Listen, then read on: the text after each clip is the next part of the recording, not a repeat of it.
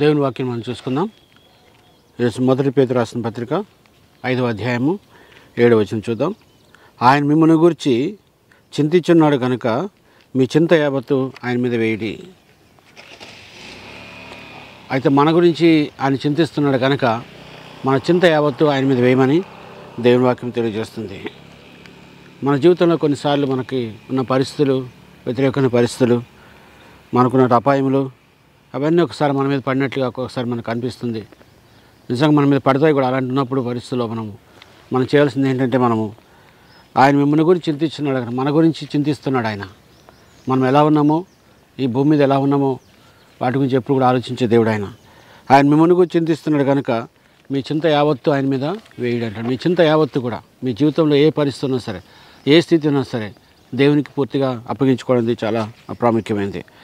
అందుకే కొన్నిసార్లు మనకు అనిపిస్తుంది, మన కృప కావాలి, ఆయన యొక్క స్ట్రెంగ్త్ కావాలి, ఆయన బలం కావాలి, ఈ పరిస్థితులన్నింటిలో నన్ను విడిపించడానికి మరి నాకు ఒక సహాయం కావాలని కొన్నిసార్లు మనం అనుకుంటాం. కానీ బైబిల్ ఏం చెప్తుందంటే, ఆయన మన గురించి చింతిస్తున్నాడు కనుక మన ప్రతి పరిస్థితిని ఆయన ఆలోచిస్తున్నాడు, మన స్థితిని ఆలోచిస్తున్నాడు, మన జీవితంలో జరుగుతున్న ప్రతి పరిస్థితిని దేవుడు ఆలోచిస్తున్నాడు. ఒకవేళ వీళ్ళని ఎలా విడిపించాలి, వీళ్ళు ఎలా మంచి నెమ్మది గల స్థితికి ఎలా తీసుకురావాలి అని దేవుడు మన గురించి ఆలోచిస్తున్నాడు. కాబట్టి ఆయన మిమ్మల్ని గురించి చింతిస్తున్నాడు కనుక మీ చింత యావత్తు, అంటే మీ చింత యావత్తు కూడా మనము దేవుని మీద వేయటం అనేది చాలా ప్రాముఖ్యం. అందుకే కొన్నిసార్లు మన చింత యావత్తును మన మీద పెట్టుకొని మనం బాధపడుతూ ఉంటాం. కానీ మనం చేయవలసింది ఏంటంటే, మన చింత యావత్తు కూడా దేవునికి అప్పగించాలి. ఎందుకంటే దేవునికి అసాధ్యం అంటే ఏది లేదు, ఆయన సమస్తం సాధ్యపరచగలడు. కాబట్టి మన పరిస్థితులు ఏదున్నా సరే మనం దేవునికి అప్పగించుకుంటే అది మంచిదని దేవుని వాక్యం తెలియజేస్తుందండి. కొన్నిసార్లు మన పరిస్థితులు ఉంటే మనం యేసు పాదాలు చెంత పెడితే ఆయన తప్పకుండా వాటిని ఆయన విడిపిస్తారనే నమ్మకం మనలో కలుగుతుంది. ఎందుకంటే ఆయన మన గురించి చింతిస్తున్నాడు కనుక, మన గురించి ఆయన ఆలోచిస్తున్నాడు కనుక తప్పకుండా మనం యేసు మీద పెట్టినట్లయితే ప్రతి పరిస్థితిని దేవుడు మనల్ని విడిపిస్తారు. అదేవిధంగా ఫిలిప్పీ రాసిన పత్రిక 4వ అధ్యాయం 6వ వచనం చూద్దాం. ఫిలిప్పీ రాసిన పత్రిక 4వ అధ్యాయం 6వ వచనం.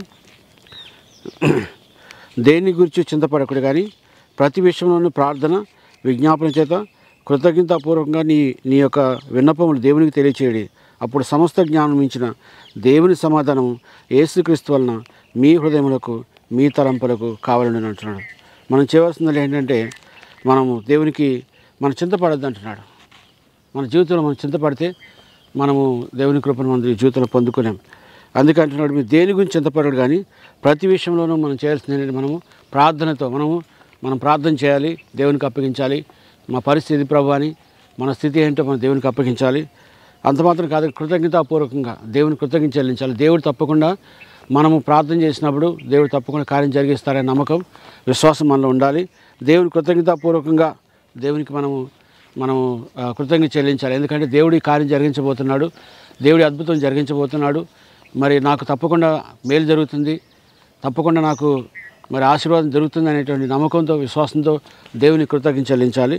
అంత మాత్రం కాదు కానీ మరి మీ విన్నపములు దేవుడికి తెలియచేయండి. మీ విన్నపములు ఏదైతే ఉన్నాయో దాన్ని మీరు తెలియజేసి తప్పకుండా దేవుడు మనకి మరి కృపణిస్తారని చెప్పి దేవుడి వాక్యము తెలియజేస్తుంది.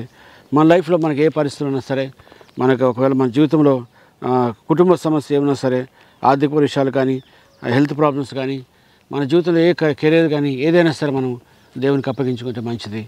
దేవుడు అప్పగించుకుంటే తప్పకుండా అంటున్నాడు. ఆయన చెప్తున్నాడు, బీ యాంగ్షియస్ ఫర్ నథింగ్ అంటున్నాడు. మీరు దేని గురించి మీరు చింతపడకుడి అంటున్నాడు.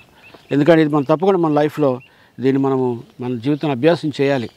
అభ్యాసం చేసినప్పుడు మాత్రమే మనం పూర్తిగా దేవుని మీద అనుకుని మాత్రమే మన దేవుని కృప మన జీవితంలో మనం పొందుకోగలుగుతాం. అందుకే మనం ప్రార్థన చేత, కృతజ్ఞతాస్తుతుల చేత, విజ్ఞాపన చేత మన పరిస్థితి అన్నింటినీ కూడా దేవునికి అప్పగించుకుంటాం. చాలా ప్రాముఖ్యం.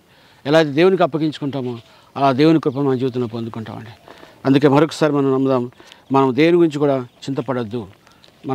మరొకసారి మనం దేవుని సన్నిధిలో ప్రార్థన చేసుకుందాం.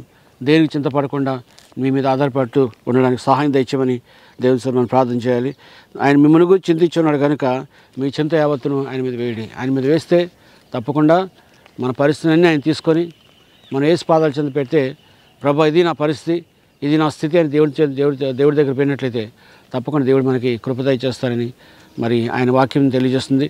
అంత మాత్రం కాదు కానీ ఆయన మన గురించి ఆలోచిస్తున్నాడు. కాబట్టి మరొకసారి మనం అన్నింటినీ దేవునికి అప్పగించుకొని మనం దేవునికి ప్రార్థన చేసుకున్నట్లయితే, కృతజ్ఞతలు చెల్లించినట్లయితే తప్పకుండా మనం విజ్ఞాపన చేస్తే తప్పకుండా మన జీవితంలో కార్యం జరుగుతుందని నమ్ముదాం. ప్రార్థన చేసుకుందాం.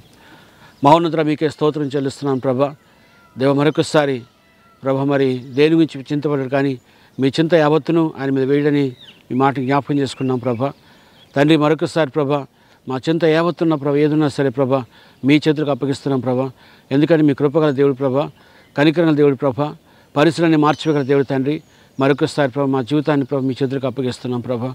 మీ కృపా కనికరం మెండుగా మా జీవితంలో క్రమించి ఈ దినమంతా మాతో ఉండి ప్రభా, మాతో మాట్లాడమని ప్రభా, మమ్మల్ని నడిపించమని ప్రార్థన చేస్తూ మీ నామానికి మహిమ చెల్లిస్తూ ఘనత ప్రభను అర్పిస్తూ యేసుక్రీస్తు ప్రభు నామంలో అడిగి వేడుకొని చున్నాము తండ్రి. ఆమేన్. God bless you all.